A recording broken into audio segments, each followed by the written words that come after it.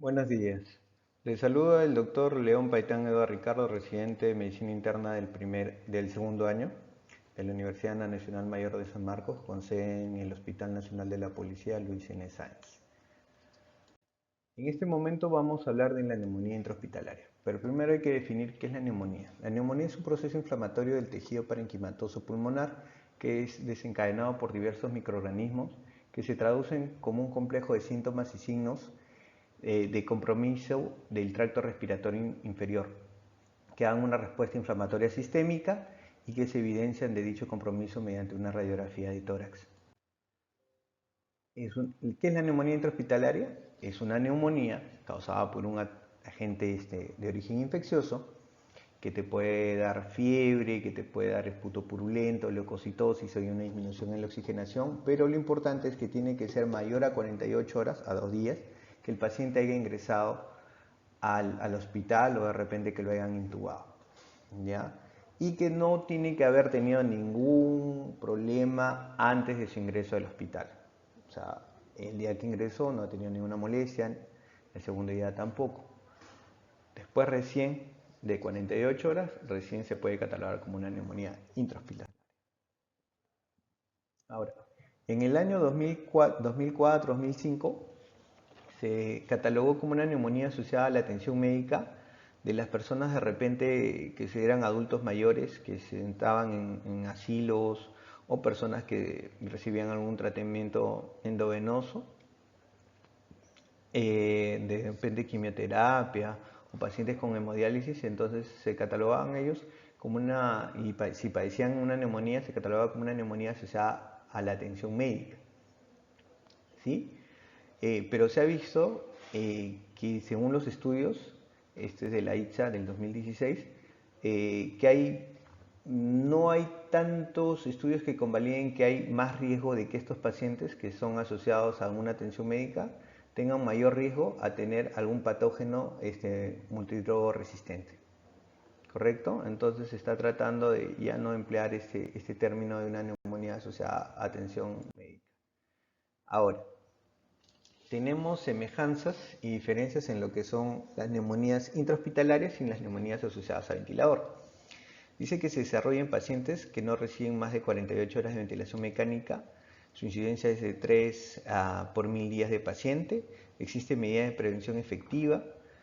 Ya hay una menor tasa de diagnóstico etiológico, ya porque normalmente el paciente está en sala común. La mayor mortalidad de estos pacientes que requieren ventilación mecánica posterior al diagnóstico. O sea, los pacientes se van a morir más en una neumonía intrahospitalaria. ¿Ya? En una neumonía asociada a ventilador se desarrolla en pacientes que reciben más de 48 horas con ventilación mecánica, su incidencia es de 5.8 a 18 por 1000 días de ventilación mecánica. Existen pocos estudios que evalúen la eficacia de medidas de prevención. Hay una mayor tasa de diagnóstico, obviamente, como el paciente está en UCI, está en un mayor, si quiere decir, tiene un poquito más de cuidado en ver la etiología del caso, se le mandan más cultivos, se trata de buscar la causa para poder ser un poco más objetivo en el tratamiento.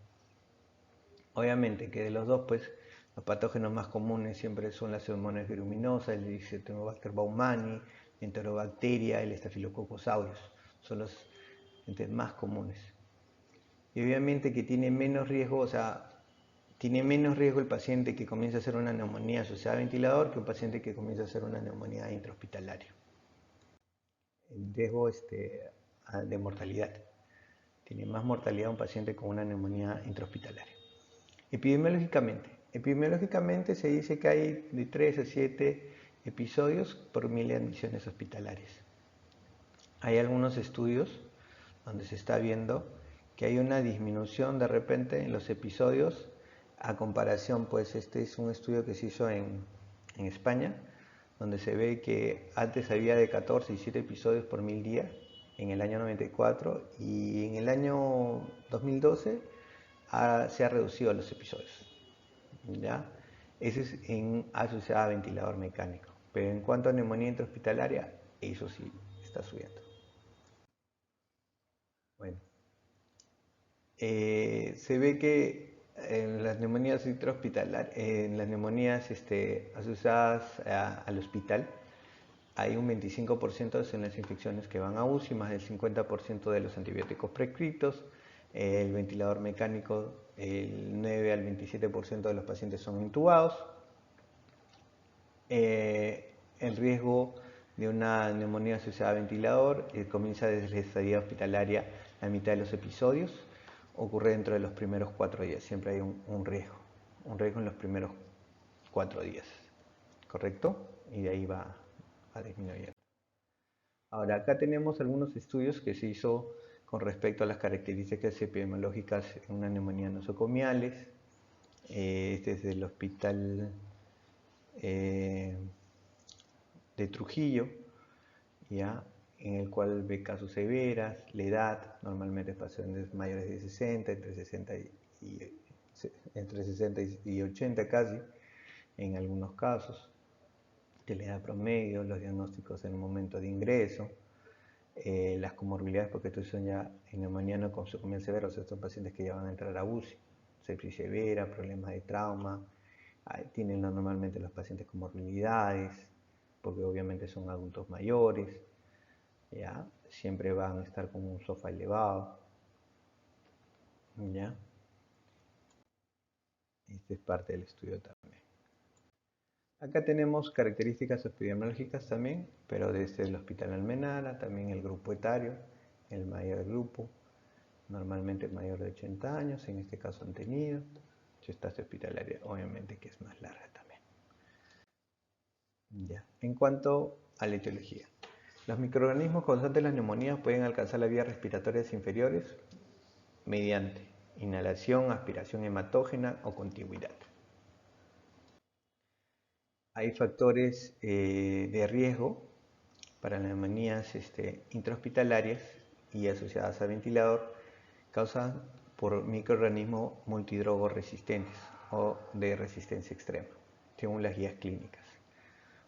Puede haber shock séptico, administración previa de los antibióticos, distancia hospitalaria mayor a 5 días, prevalencia más del 25% de multidrogo resistencia en su unidad, en su sala donde esté el paciente, y colonización previa de patógenos multidrogo resistentes.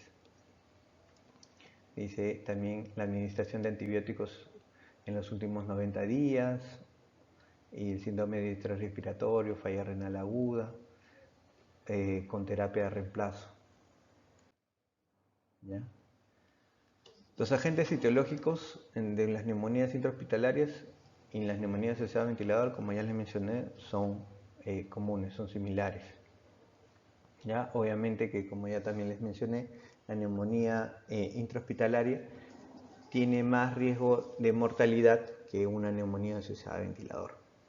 El tratamiento empírico se debe basar a la presencia de factores y de repente tu resistencia que tengas en tu unidad, en tu sala, según tu estadística, según tu mapeo que has hecho de tus microorganismos más comunes en tu sala. Ahora, los biomarcadores séricos no son de utilidad para el diagnóstico, ya ni para medir el inicio del tratamiento. O sea, no tienes que esperar tu análisis de laboratorio para iniciar el tratamiento. El paciente con buena respuesta clínica, el tratamiento no debe exceder de los 7 días. En casos que no haya una buena evolución, lo puedes ampliar. ¿Ya? Puedes comenzar a utilizar este tratamiento para el MRSA y para enterobacterias productoras de carbamazepina o Pseudomonas aeruginosa. Eso también va a depender bastante de tu unidad, de tu sala, cómo esté. ¿Correcto? Ahora, acá tenemos una diferencia entre los gérmenes más comunes en la comunidad y los gérmenes más comunes nosocomialmente. ¿Ya? Tenemos en la comunidad, como sabemos, los virus, las bacterias, en este caso el Streptococcus pneumoniae, el Mycoplasma, que son los más comunes. ¿Ya? En caso de las nosocomiales tenemos el Streptococcus pneumoniae, la influenza, el Staphylococcus aureus, la Enterobacterias, el Proteus, ¿ya? Ahora, como una neumonía tardía o de factores de riesgo, tenemos bacterias enterogénicas, aeruminosas, el Acinetobacter, el Staphylococcus aureus metilino resistente, el Citendobacter, ¿ya? Asociadas a ciertas situaciones de riesgo, el Streptococcus pneumoniae resistente, el Haemophilus influenza, la Moraxella catarrhalis, el Estafilococo, la Legionella pneumoniae, ¿ya? Los bacilos gram negativos, las pseudomonas. ¿Ya? La estrategia clínica, un nuevo infiltrado pulmonar más evidencia clínica de este origen infeccioso, tenemos que iniciar de una vez el tratamiento antibiótico empírico. ¿Ya? Este es un pequeño fluxograma donde tenemos que tener más o menos qué es lo que tenemos que ver.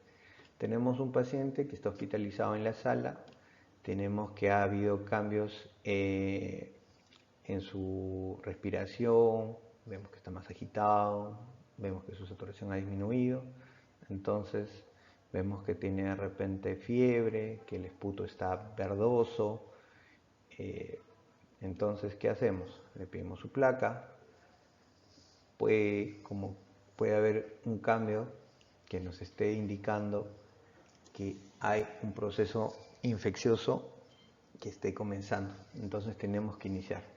Si por ejemplo hay leucocitosis, podemos sacarla después, el esputo está un poco más verdoso, también lo podemos ver después. Lo que tenemos que iniciar es el tratamiento antibiótico en primera línea, ¿ya? Eso es lo que tenemos que hacer. Este también nos da el tratamiento empírico de primera línea, ver si tienes tu resistencia, como ya les mencioné, si el paciente de repente ha recibido tratamiento antibiótico, si el paciente ha estado con tratamiento para multidrogoresistencia, de repente el paciente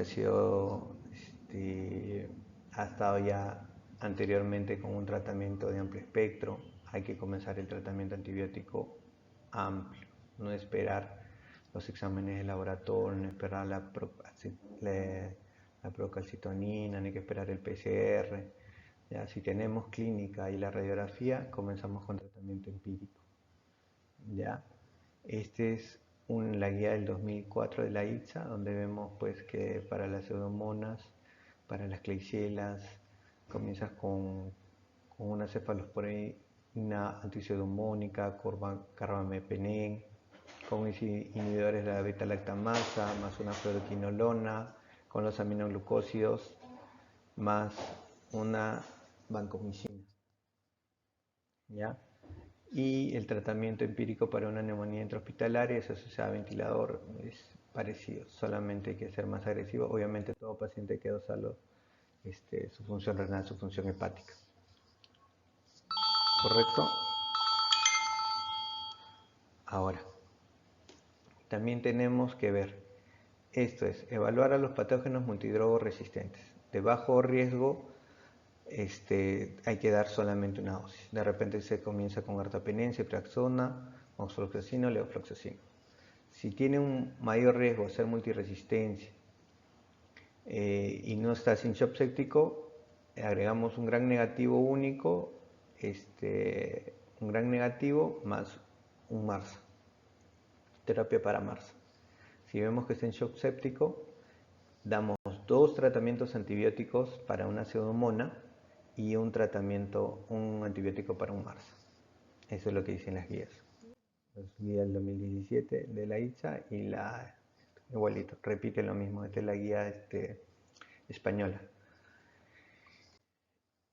Igual, acá dice lo mismo. Esta es la guía de la ITSA del 2016 también. Comienzas, en este caso, para gram positivos, antibióticos con MARSA actividad, una vancomicina o linezolid, gram negativos, antipseudomónicos, cefepime, ceftaxima, carbamazepinem, el imipenem, el meropenem, astrionam, ¿ya? Y si tienen gran actividad antibiótica, das dos antihistamínicos, una fluoroquinolona, una levofloxacino que entra bien, amicacina, colistina en caso necesario, ¿ya? Y esto es siempre dosarlo a dosis renal. Bueno, eso sería todo por el día de hoy. Gracias, muy amables.